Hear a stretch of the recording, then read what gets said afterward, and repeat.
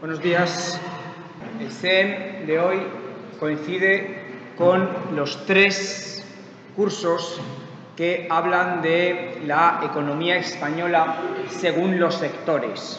Sabemos que, según los sectores, la economía se suele dividir en 3, ¿de acuerdo? Sector primario, que quiere decir aquel que extrae y que trabaja directamente los productos de la tierra, esto es, de la tierra o del mar, agricultura, ganadería y pesca. Luego también se pueden incluir actividades forestales. Sector secundario, bien, que sería el sector de la industria, de la transformación de estos productos en manufacturas, bien, y el sector servicios.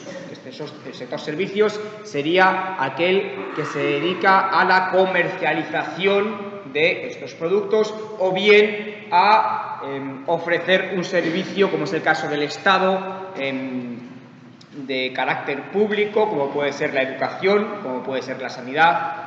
Bien, ok. Por lo tanto, hoy nos metemos con el sector primario, bien, y empezaremos hablando de cuáles son los factores que influyen y que condicionan la actividad primaria.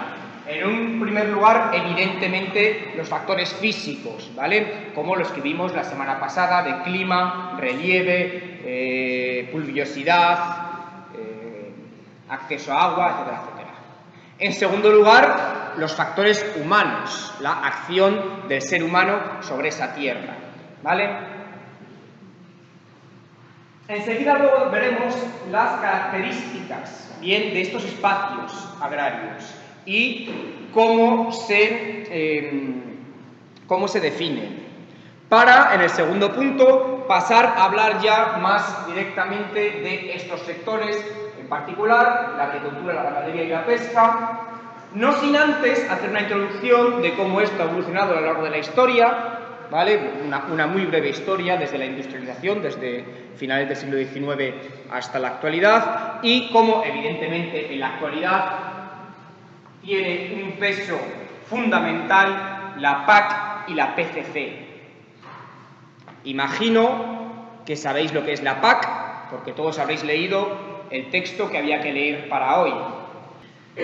En un tercer momento veremos, por volver a los factores humanos del punto 1b, las transformaciones que el ser humano ha hecho sobre este espacio rural y marino y cuáles son las consecuencias. Bien, evidentemente en el aspecto claramente ecológico, ¿vale? Pero también en el aspecto habitacional, de movimientos de poblaciones, etcétera, etcétera.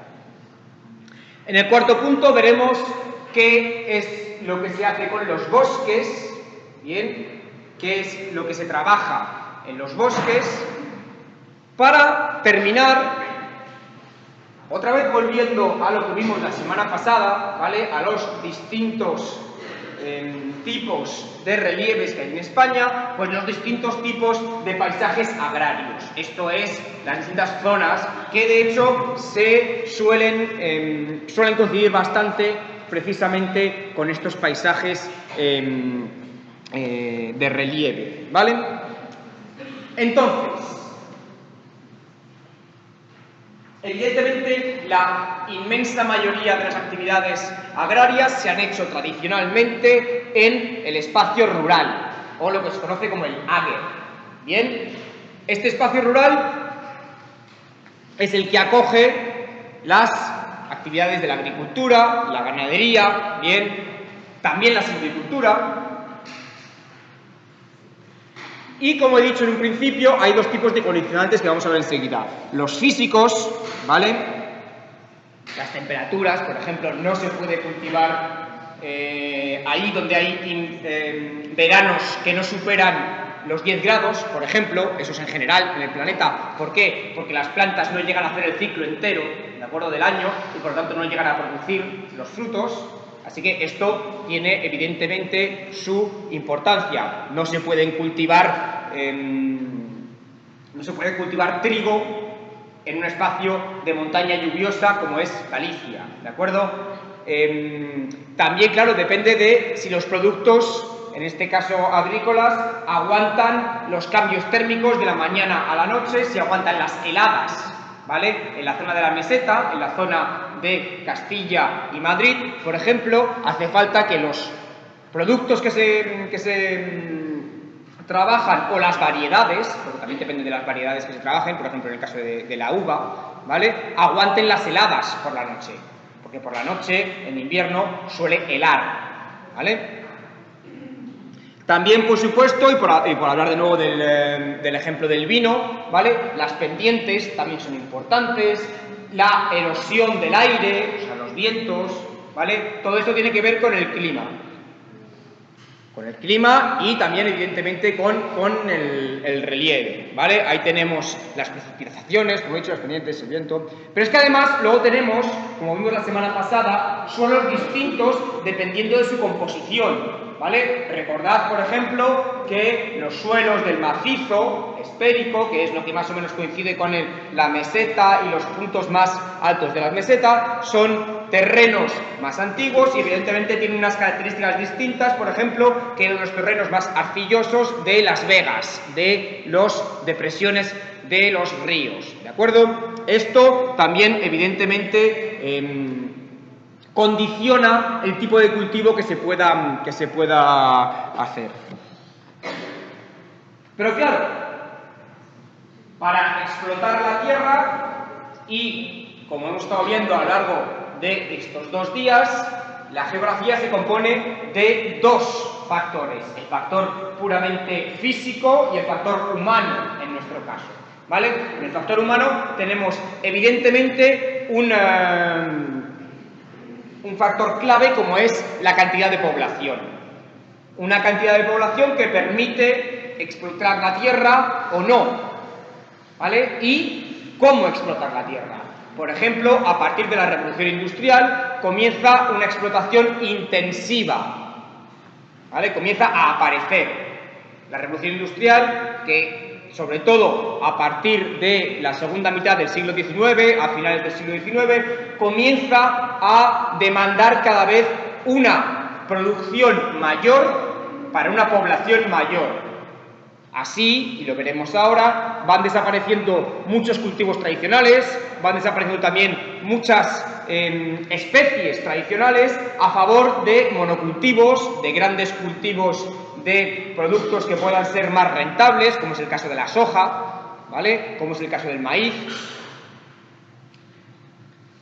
Evidentemente, esto también está dado por la capacidad del ser humano por mejorar las técnicas, ¿de acuerdo?, por el desarrollo tecnológico a la hora de trabajar el campo, no solo el campo, veremos también, como en el caso de la industria cárnica, ¿vale?, y de la industria de la leche y de los huevos, también este desarrollo tecnológico tiene unas consecuencias importantes. La primera, ser capaz de proveer la más obvia, ser capaz de proveer a la población humana con la suficiente cantidad de proteínas, pero la segunda, al mismo tiempo, es afectar evidentemente al bienestar animal y del propio planeta, ¿vale?, como también veremos. Pero no solo los factores económicos se producen de manera, por así decir, lógica o con inercia, ¿vale? Hay unas políticas públicas, hay una legislación, hay unos estados que establecen una manera de explotación de la tierra, ¿vale? Estamos, por ejemplo, en el caso de Europa, el caso de Europa y en general casi todos los estados lo que buscan es mejorar las condiciones de vida de los trabajadores de la tierra, de los campesinos, algo que ha sido un problema a lo largo de la historia. Otro factor, y de hecho muchas veces se ha sacrificado el primero, se ha sacrificado el bienestar de los campesinos a favor de la productividad, de ser capaces de extraer más producto. También tenemos, por supuesto, el cambio en el régimen de la tierra obligado por el Estado, como pueden ser las estatalizaciones, en el caso de los países socialistas, o después de la Revolución Francesa, las privatizaciones, en el caso, por ejemplo, del final del siglo XIX en España, en el que se extraían terrenos públicos, ¿vale?, y salían a la venta. Esto ha pasado también, por ejemplo, en el Reino Unido, ¿vale? Pastos donde eran comunales, ¿de acuerdo?, donde la población iba a abastecerse de madera o iba a recoger distintos frutos de los bosques, como pueden ser setas, como pueden ser trufas, cualquier tipo de frutos del bosque, precisamente, a favor de una privatización que diera dinero más al Estado. ¿Vale? Todo esto afecta evidentemente al uso de la tierra. Por supuesto, también los impuestos a las importaciones y a las exportaciones.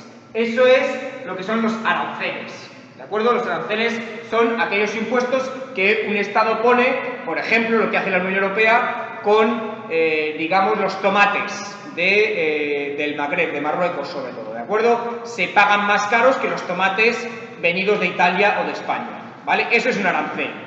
Ahora estamos, por ejemplo, oyendo hablar de la guerra comercial entre Estados Unidos y China, ¿no? Eso tiene precisamente que ver con estos impuestos, ¿de acuerdo? Con que el presidente de Estados Unidos, Donald Trump, ha dicho que va a subir los impuestos a las importaciones de China, ¿vale? A lo que Estados Unidos compra de China.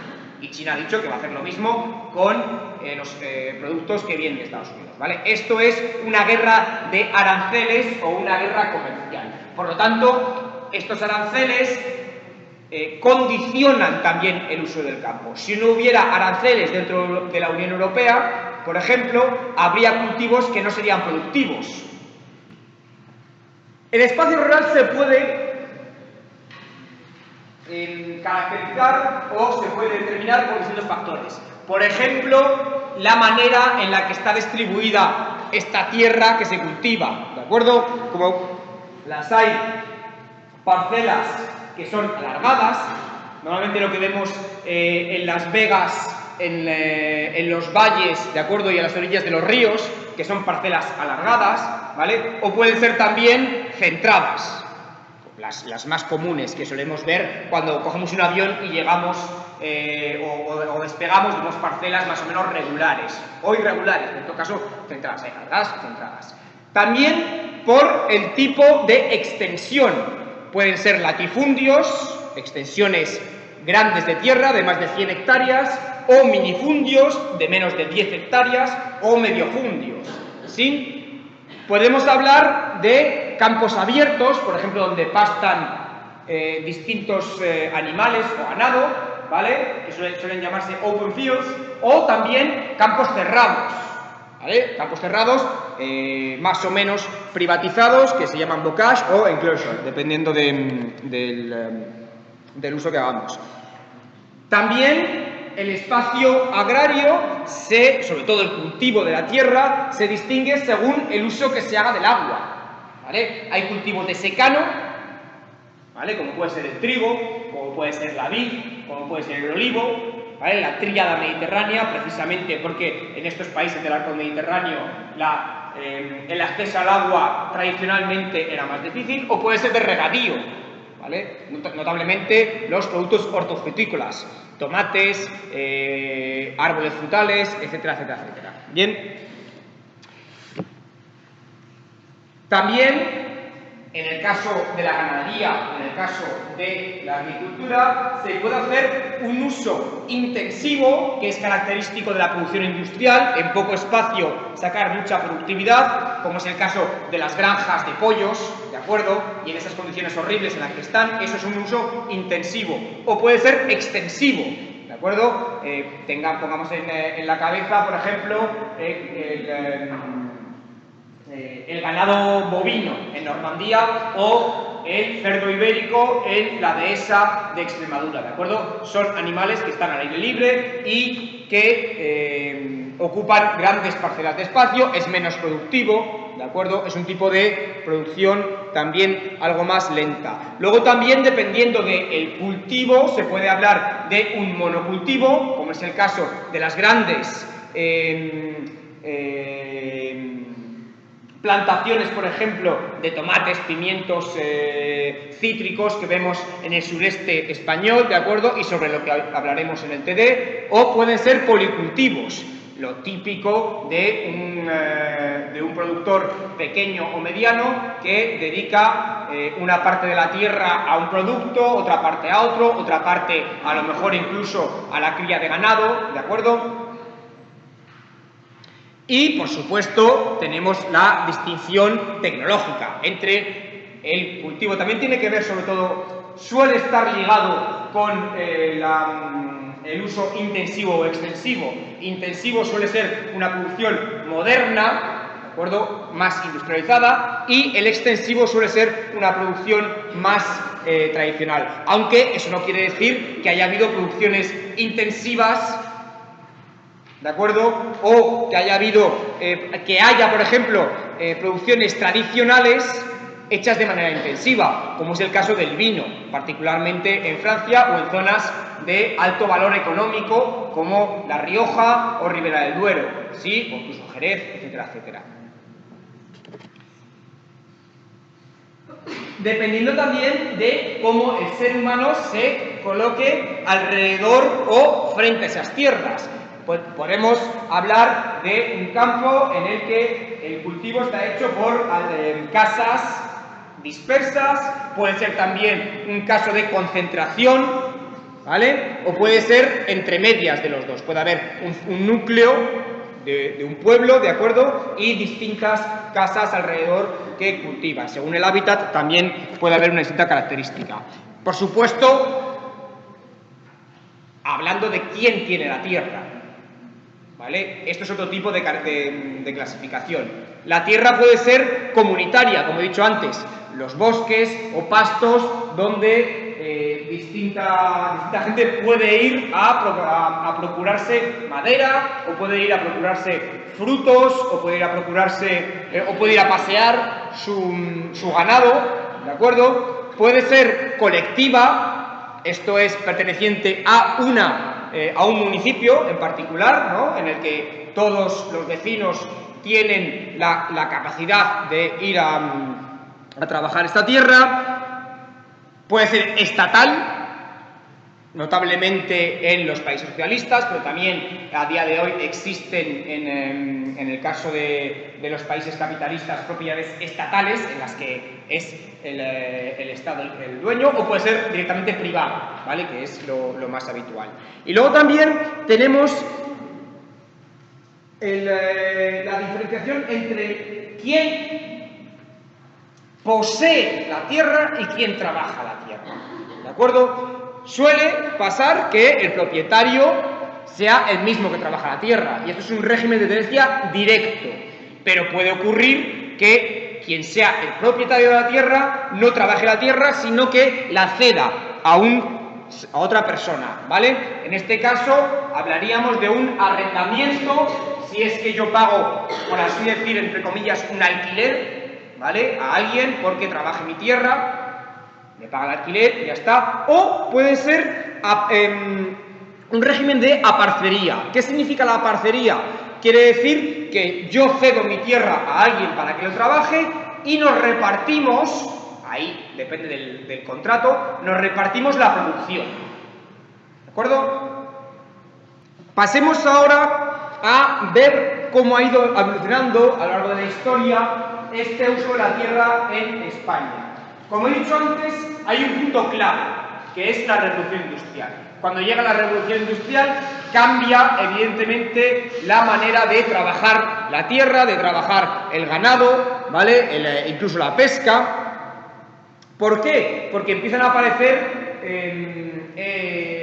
por supuesto, y sobre todo además con la segunda revolución industrial. La segunda revolución industrial es aquella que usa o aprovecha el petróleo y la electricidad, ¿vale? Esto que permite tractores, permite el arado mecánico, ¿de acuerdo? Permite al ser humano librarse de muchos de los trabajos más físicos y también a los animales, ¿vale? De librarse de muchos de los trabajos más físicos. Lo que se llamaba el motor a sangre antes, ¿de acuerdo? A partir, como digo, sobre todo en España, a partir del fin del 19, estas actividades comienzan a estar más presentes. Lo que no quiere decir que no existen durante los años siguientes e incluso hoy en día métodos todavía tradicionales, ¿vale? Pero es verdad que empiezan a aparecer sobre todo a partir del fin del siglo XIX.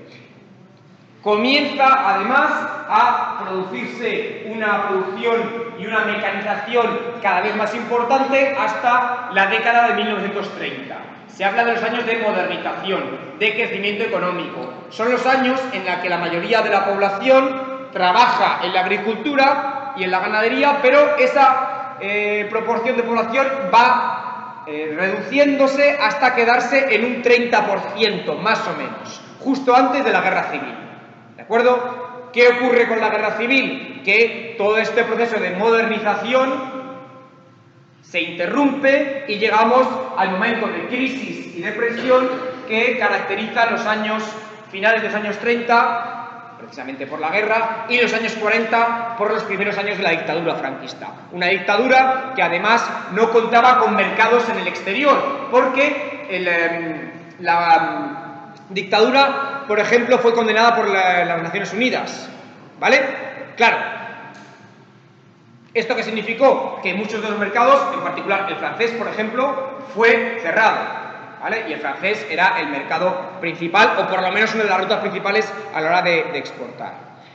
Según se fueron abriendo los distintos acuerdos internacionales, en particular con Estados Unidos, ¿vale? Pero también poco a poco con otros países europeos, se produjo lo que se conoció como el desarrollismo, ¿vale? Que fue una entrada de créditos, y esto lo veremos más adelante, sobre todo en el segundo cuatrimestre, de créditos por parte de Estados Unidos, en particular, que permitieron una cierta modernización y una cierta, por así decir, mecanización y una vuelta, Fijaros, por ejemplo, que si lo hacemos en manera gráfica, diremos que de un cultivo tradicional a un cultivo moderno, desde el año 1900, pues subiendo, llegamos a la Guerra Civil, se produce un cambio y evidentemente cuando hablo de el desarrollismo, se produce de nuevo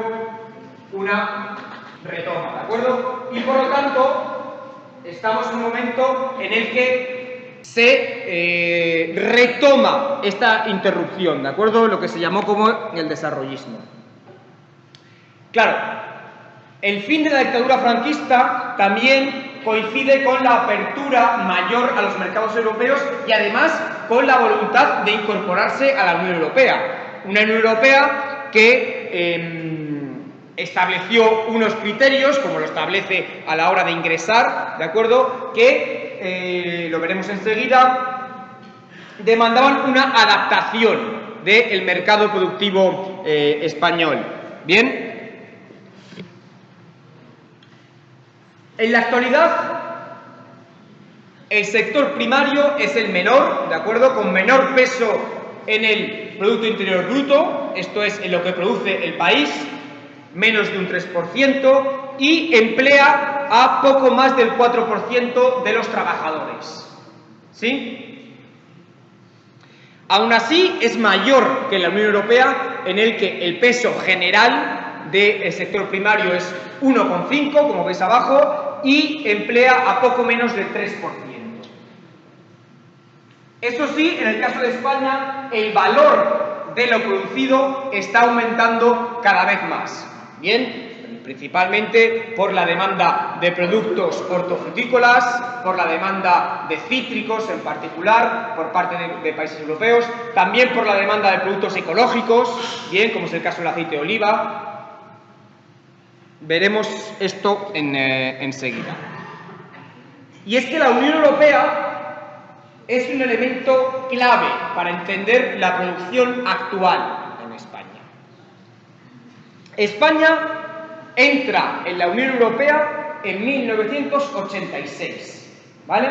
La política agraria común existe desde los años 70, ¿vale? En los años 70, en los que se daba unas subvenciones del 60 al 75% del presupuesto comunitario, 60 o 75% del presupuesto de la Unión Europea se dedicaba a la política agraria común, que básicamente era una política que buscaba la sostenibilidad del campo europeo, ¿vale?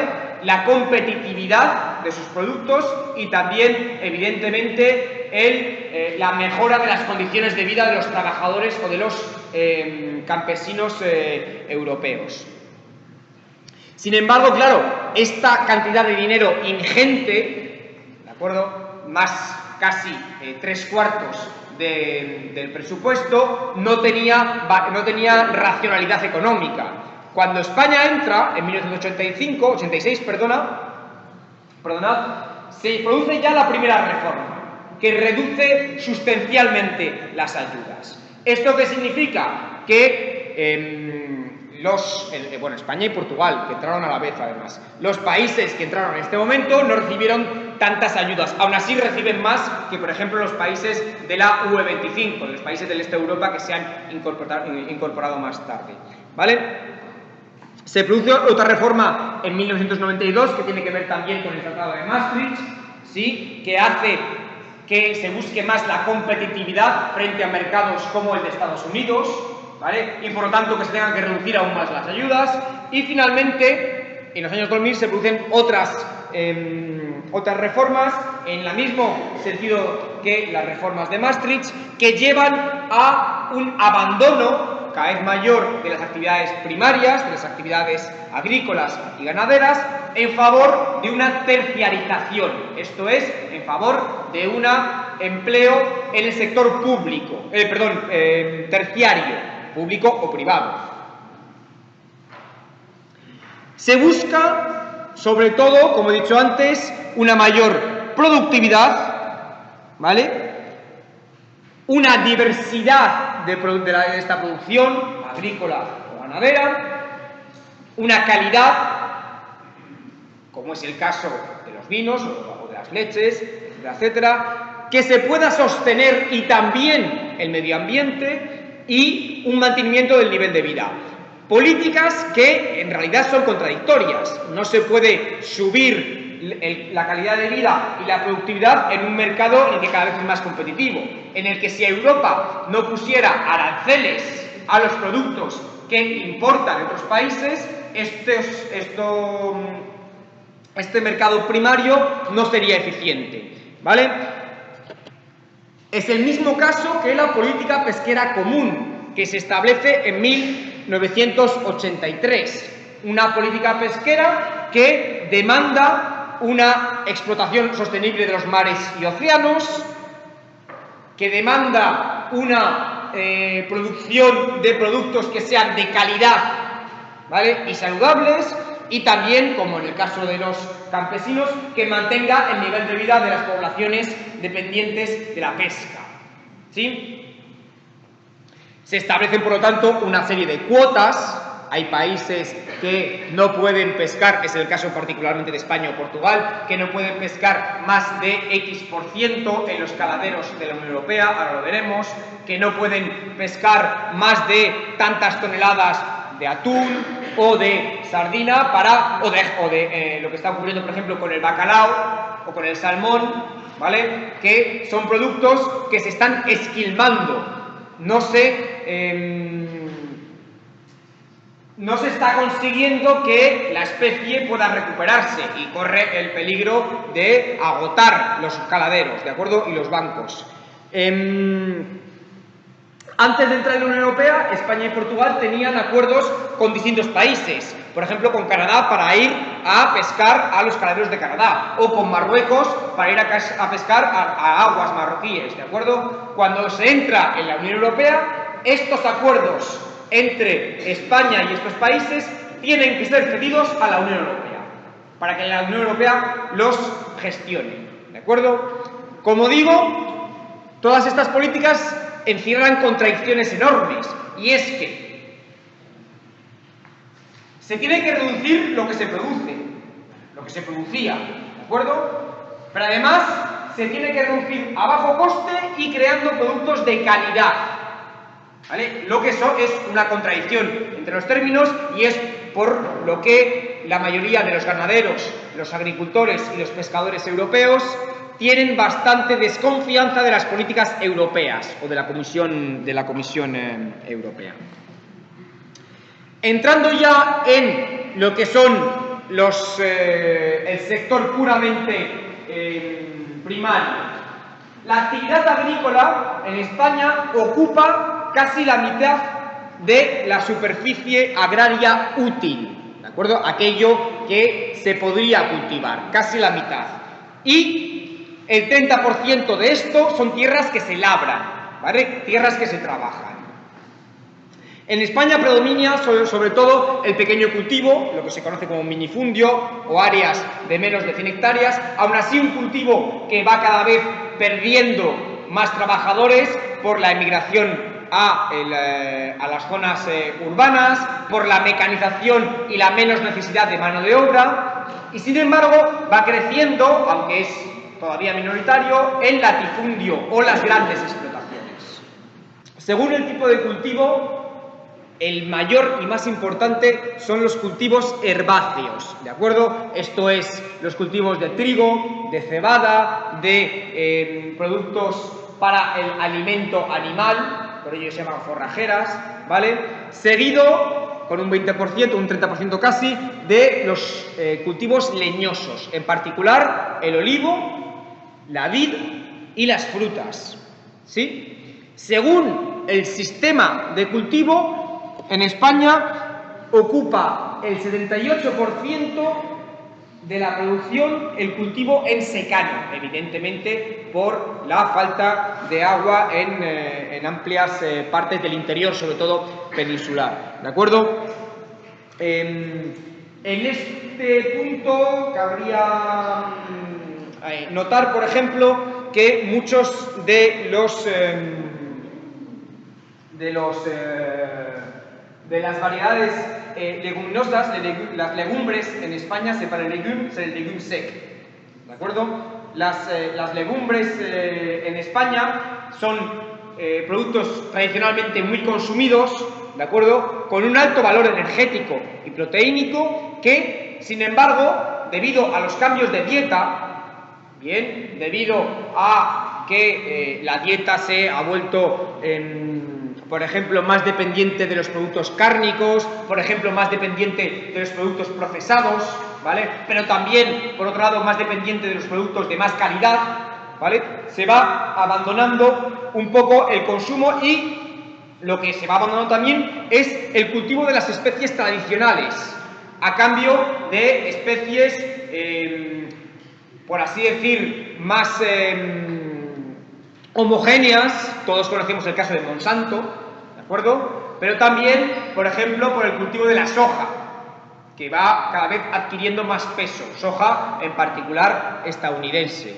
Bien, así que el cultivo de secano está sufriendo una recesión que, por otro lado, se ve compensada por el aumento de el cultivo del regadío. España es el primer país de la Unión Europea en cultivo de regadío, ¿vale? Un regadío que produce además productos de mucho valor, esto es, productos muy demandados en el mercado, en particular, y luego lo veremos, tomates, pimientos, calabacín, berenjena, cítricos, limones, naranjas, que se venden a lo largo de todo el año y que debido a las condiciones climáticas de una parte en particular, esto es todo lo que es el sureste, ¿vale? Peninsular, hablemos de Murcia, Almería, Alicante, Elche, toda esta zona, hacen productos que tienen un gran labor. Claro, estamos hablando de zonas de escasa agua, con los problemas ecológicos que ello contrae, ¿vale? En todo caso, también es interesante comprobar que España es líder en la Unión Europea y quinto en la producción mundial de agricultura ecológica. Este es un dato engañoso, ¿de acuerdo? Porque agricultura ecológica no quiere decir sostenible, ni quiere decir según unos estándares de equitable, ¿de acuerdo? Ni siquiera ético. Es el caso, por ejemplo, y lo veremos después, de los tomates bio de Carrefour, que serán bio, pero sin embargo están producidos en unas condiciones de trabajo medievales, están producidos esquilmando unos recursos de agua increíbles en todo el sureste español y además dejando muy poco dinero a los trabajadores y a los que cultivan realmente la tierra. No así a las grandes empresas exportadoras en España e importadoras en Europa, ¿vale? Lo veremos enseguida. En cuanto a la producción ganadera, ¿vale? Ya hemos dicho que puede ser intensiva, notablemente la industrial, o extensiva, ¿vale? Al aire libre o prados. Hay que tener en cuenta que por lo general se va reduciendo la ganadería extensiva a productos de alta calidad. Hablamos de razas de vacuno particularmente valiosas en el mercado, como puede ser la ternera de Ávila o como puede ser la ternera gallega. Hablamos del porcino ibérico, ¿vale? Hablamos de los productos de leche de oveja salvaje, etcétera, etcétera, productos con una gran calidad que por lo general son extensivos. Claro, los productos de menor calidad y tratados de manera más industrial son los que se hacen de manera intensiva. Bien. Como digo, en la campaña bovina se está buscando una recuperación de las especies más o de las razas autóctonas, ¿vale? Debidamente, precisamente por la búsqueda de una carne de calidad, pero sin embargo, en el caso de la leche, se está perdiendo valor, se está dejando de trabajar. ¿Por qué? Por la competencia de lo que se conoce como el Dairy Belt, o todo lo que es el cinturón lechero de Inglaterra, Bélgica, Francia, ¿de acuerdo? Que son los principales exportadores.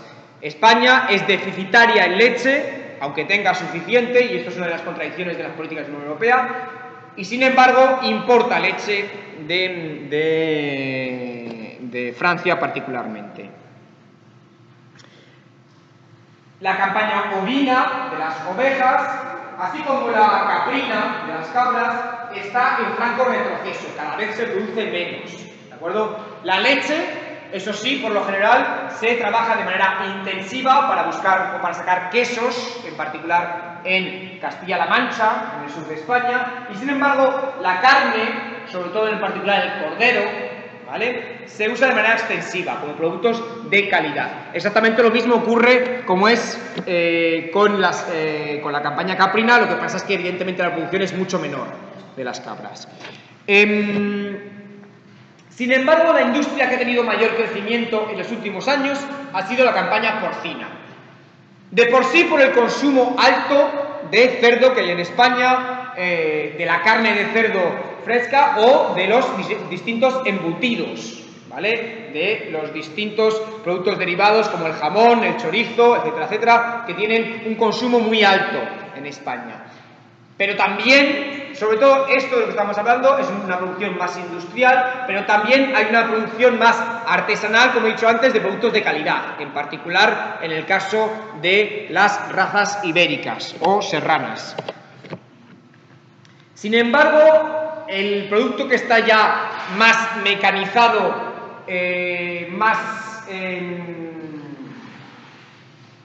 hablando claro, la producción más horrible que hay de carne en el mundo entero es la de pollo, ¿de acuerdo? Que es una producción absolutamente mecanizada, intensiva, en la que el espacio de los animales es minúsculo, en el que se produce por lo general cerca de las ciudades para bajar los costes de transporte, ¿sí?, para poder extraer suficientemente cantidad de carne, de huevos, etcétera, etcétera, y que tenga un aporte diario al mercado. ¿Sí? Esto ocurre tanto en España como en la mayoría de los otros países también de la Unión Europea. En cuanto a las actividades pesqueras, como he dicho, España es un país en el que las actividades pesqueras tienen una importancia capital y es el primer país de la Unión Europea en cuanto a tonelaje de almacenamiento, ¿vale? Es el segundo país por consumo y es un país que compite en los mercados internacionales, con países como podría ser Japón. En el caso de Japón, mucho del pescado, mucho del atún, por ejemplo, que se cultiva en la bahía de Cádiz, ¿vale? en el sur de España, se compra directamente en alta mar por parte de pesqueros japoneses, ¿vale? Se compra ahí de manera un tanto ilegal, porque evidentemente tendría que llegar al mercado y en el mercado se tendría que empujar, pero bueno, se pagan millonadas por estos pescados, ¿vale? Son pescados que siguen atunes que siguen un sistema de pesca que venía de la época del Al-Ándalus, por el que se conseguía pescar a base de laberintos, se conseguía pescar el atún de una manera que su carne no salía dañada, ¿vale? Esto es la almadraba. Bueno, en todo caso, desde que se entra en la Unión Europea y desde la aceptación de la política pesquera común, la pesca disminuye de manera importante. Tenemos dos tipos de pesca: la pesca artesanal, la pesca de pequeños barcos, ¿de acuerdo?, que salen a la mar y que vuelven, y luego tenemos la pesca de altura, que son los grandes barcos que van en alta mar, bien, y que dependen también, evidentemente, como he dicho antes, de los acuerdos internacionales, acuerdos con países limítrofes, de aguas limítrofes, como es el caso de Marruecos, pero como es el caso también de Mauritania, como es el caso de Canadá, como es el caso de muchos países de Latinoamérica, donde buques españoles pescan, ¿de acuerdo?, pues por ejemplo, calamares, en el caso del sur de América, ¿vale? En ese sentido, que veáis que más de la mitad de lo que se pesca en España se pesca en aguas internacionales. Solo un 40% se pesca en aguas españolas, ¿vale? Para que veáis el peso. Y España, de hecho, es un país depredador de recursos pesqueros mundiales. No sé si os acordáis, hace unos años hubo una polémica con los piratas somalíes. Se hablaba mucho de que había piratas en la costa de Somalia que asaltaban barcos. Evidentemente eran gente, se les llama piratas, pero eran gente que quería cultivar, que quería pescar en sus propias aguas, ¿vale? Y que los acuerdos internacionales hacían que los pesqueros españoles fueran allí a pescar y, evidentemente, a extraer recursos que no son suyos. Bien, esto es importante tenerlo en cuenta. En todo caso, es una actividad que tiene bastante poco valor añadido. Bien, es una actividad que está muy poco especializada y que crea poco empleo. Bien, que crea poco empleo directo. Un empleo directo que además está concentrado en actividades a lo mejor conserveras, como es el caso de Galicia, ¿de acuerdo? En actividades de secado, como es el caso del bacalao seco. Bien, se concentra en distintos puntos de la península. Como os he dicho antes, la industrialización y la urbanización ha hecho que el tipo de cultivos hayan ido cambiando a lo largo de los últimos años, a los últimos 150 años, y esto tiene que ver también con las apariciones de espacios urbanizados en los perímetros de las ciudades donde normalmente antes se cultivaba, ¿de acuerdo? Tenemos varios nombres de ciudades en toda Europa que se llama, pues en el caso de Madrid, huertas, es donde estaba la huerta, o melonar, ¿de acuerdo?, que se cultivaban los melones, y que son ahora barrios residenciales, ¿vale? Esto es importante para ver el desplazamiento de estas actividades, porque tenemos también el crecimiento de las actividades industriales que en un principio estaban alrededor de las ciudades y que ahora cada vez se están yendo más lejos, también debido a la presión de los mercados de alquiler, y las industrias deciden irse 50 kilómetros más a las afueras de una ciudad para poder tener naves más grandes, tener mayor espacio. Bien, ¿esto qué hace? A su vez hace presión sobre el espacio cultivado, que también tiende a ir reduciéndose a zonas peor comunicadas, zonas en muchos casos también con menos recursos hídricos, con menos agua, con una tierra más pobre. Bien, claro, la aparición de todo un sistema, toda una red de servicios sociales, como pueden ser hospitales, como pueden ser colegios, también hacen que vayan cambiando esta distribución de las tierras. El caso, por ejemplo, del turismo rural hace que mucha gente vaya abandonando las actividades agropecuarias por una actividad que da mucho más dinero, que es acoger a turistas, por ejemplo, pre-COVID, evidentemente. Aunque es verdad que, por ejemplo, este turismo rural, este verano en España ha tenido un impulso importante, porque muchos españoles han decidido irse a lugares más pequeños, donde hubiera menos riesgo de contaminación, ¿vale? Que el caso de las playas, que es una zona que por lo general están masificadas.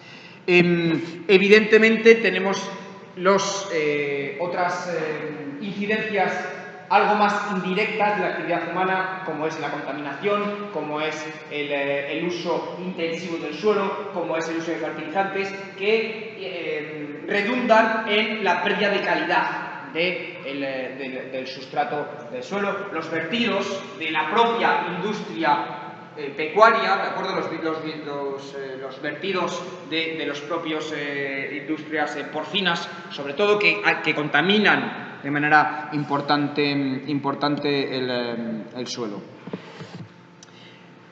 Otro aspecto que no debemos dejar de lado es la producción forestal, lo que se produce en los bosques de la península, ¿vale? Es una producción pequeña, ¿de acuerdo?, comparado con la cantidad de bosques, que es el 55%, como lo veis, del territorio nacional.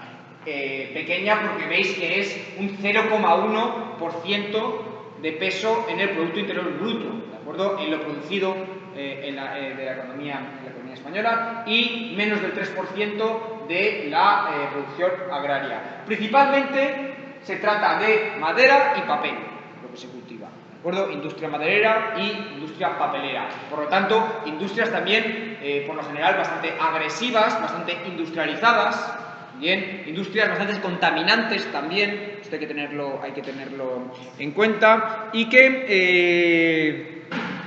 que van desplazando y van dejando actividades menores, como la recolección de frutos con alto valor añadido, como puede ser la trufa, como puede ser la miel, ¿de acuerdo? Son frutos que se pagan bastante caros en el mercado, como puede ser, lo veis, las castañas, las setas, champiñón, ¿vale?, las resinas. El problema que se encuentra ahora mismo la producción forestal también es el cambio climático, los incendios, que en España suelen ser bastante importantes y que suelen afectar principalmente a estos bosques, ¿de acuerdo?, en España, y para el caso también en Portugal. Bien, vamos a terminar viendo las distintas regiones donde las distintas producciones se producen según la localización de estas producciones. Tenemos, siguiendo además el esquema que vimos más o menos la semana pasada en cuanto a los climas y en cuanto a la vegetación, tenemos la España húmeda, bien, que es toda la Carnicia Cantábrica y Galicia. Tenemos la España interior, que sería el Mediterráneo continental, como vimos, ¿vale? Y tenemos el litoral mediterráneo y Baleares. Finalmente, los paisajes de montaña, evidentemente bastante característicos y bastante peculiares, y el paisaje canario. En el caso de la España húmeda, como veis, al ser el litoral cantábrico, Os dije también la semana pasada que es una de las zonas con mayor densidad de población y, por lo tanto, esto hace que las actividades agropecuarias sean muy dispersas debido a la urbanización, debido a la industrialización, debido a que, por ejemplo, el trabajo de las minas, también en el caso de Asturias, haga que la actividad sea muy dispersa, pero también que sea bastante concentrada incluso a nivel económico, a empresas cada vez más grandes que se están ocupando de este tipo de producción. Hay mucho minifundio, es una actividad de secano y en el que la industria de la ternera, de la vaca, tiene una preponderancia a nivel pecuario, ¿de acuerdo? No es una zona donde se cultive particularmente cabra, oveja un cerdo, ¿de acuerdo? Es una industria principalmente ganadera. En cuanto a la España interior, se concentra también en zonas de Castilla y Extremadura. Bien, Extremadura, como veis ahí, es un sitio además como Salamanca, donde se cultiva en estas dehesas de encinas y alcornoques, ¿de acuerdo? Donde también es un espacio bastante propicio a producción de industria porcina extensiva al aire libre. Bien,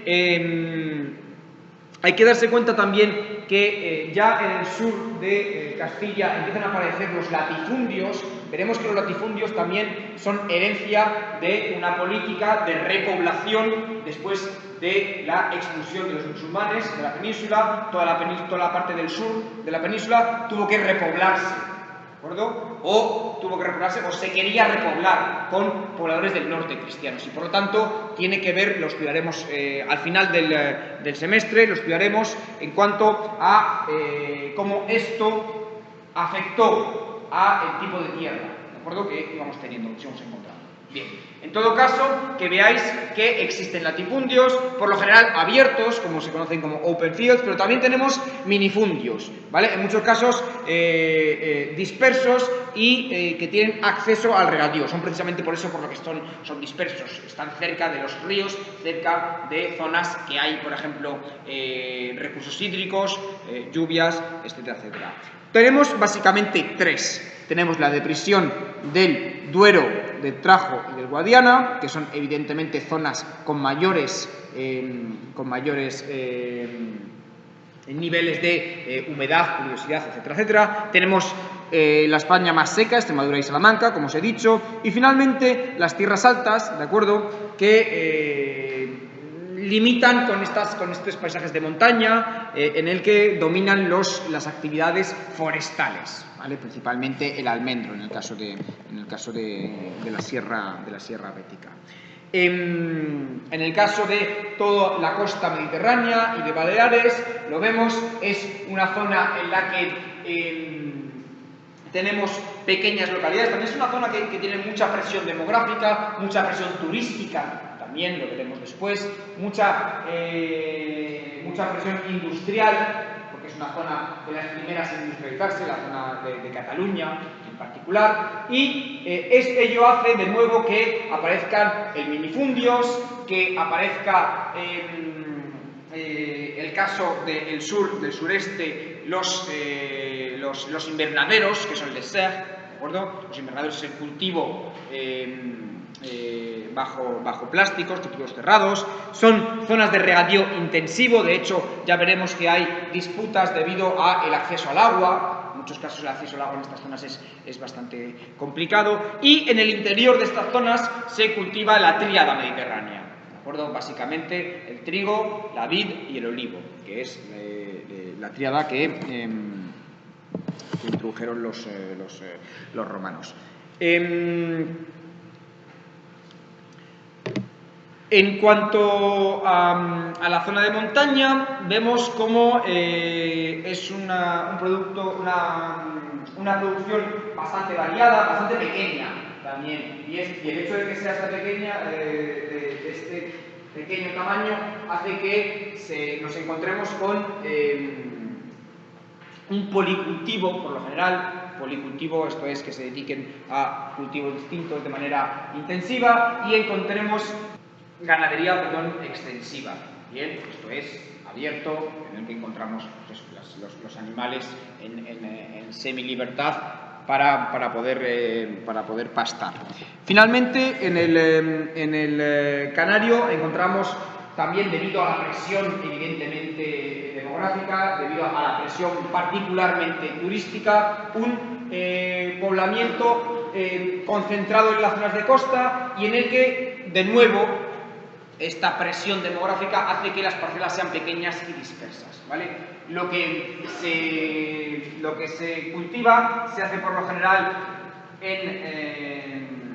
por parte de grandes empresas dedicadas al monocultivo. El monocultivo, por lo general, son grandes empresas los que se ocupan de ello, y los productos evidentemente típicos son el aguacate, el plátano, el tomate, el mango o la piña, que se producen de manera casi industrial también para la exportación a la península ibérica, pero también a, evidentemente, el continente europeo. Entonces, por hacer unas conclusiones, el principal problema que se encuentra la actividad agraria española, pero que se podría extrapolar a otros países de la Unión Europea, es que se aumente la capacidad de renta de los trabajadores agrarios, ¿de acuerdo? Y por lo tanto sus salarios. Esto también tiene que ver con el aumento de la competitividad, de la productividad de lo producido, y una menor dependencia de las subvenciones de la Unión Europea, de las políticas agrarias comunes. En el caso de la ganadería, pensad que el consumo de carne evoluciona de manera importante debido a factores como la aparición de los fast food y, por lo tanto, la necesidad de producir carne barata, ¿bien? O debido a la aparición de un consumo de lujo, de demandas de un tipo de carne particular, o la aparición, evidentemente, de dietas veganas o vegetarianas que hacen que el consumo de carne, de algún tipo de carne, se produzca. Todo esto son factores a los que se tiene que adaptar la industria cárnica, la industria pecuaria en particular. Igual en el caso de la pesca, vemos como cada vez el pescado se compra menos en mercado y se compra más ya preparado o en conserva, bien, o en salazón, algo que se trabaja, que se consume mucho en España y Portugal, bien. En cuanto a estos patrones de consumo que son, como digo, generales en Occidente y en particular en Europa, ¿vale? Se tiene que adaptar la producción, os lo he dicho antes, se tiene que adaptar, no se ha adaptado muy bien la producción de cítricos, de productos hortofrutícolas, bien, a la demanda por parte del consumidor europeo de productos como el tomate o como los cítricos durante todo el año. ¿Sí? Algo que es antinatural, evidentemente, y que luego veremos en el TD que tiene unas consecuencias desastrosas a nivel ecológico, a nivel humano, ¿vale? Y a nivel económico a largo plazo. Ya lo veremos. Esto, además, tiene que ver también con la demanda de otro tipo de productos, como son casos de vinos de Jerez o vinos de Rioja, vinos de calidad que tienen cada vez más consumo dentro de la Unión Europea, pero también en Estados Unidos. Hay, en el caso de la cornisa cantábrica, cada vez un despoblamiento mayor y una población más envejecida que se dedica a estas tareas y que, por lo tanto, hace que sean desplazados a otros puntos, o por lo menos a una producción más masificada, ¿de acuerdo? Más de monocultivo, etcétera, etcétera. Por lo tanto, el principal reto que se encuentra en la producción agrícola y primaria es aumentar la competitividad y aumentar el nivel de vida de la población para que no abandonen precisamente estas zonas de cultivo y de actividad pecuaria. ¿De acuerdo? Bueno, muchas gracias.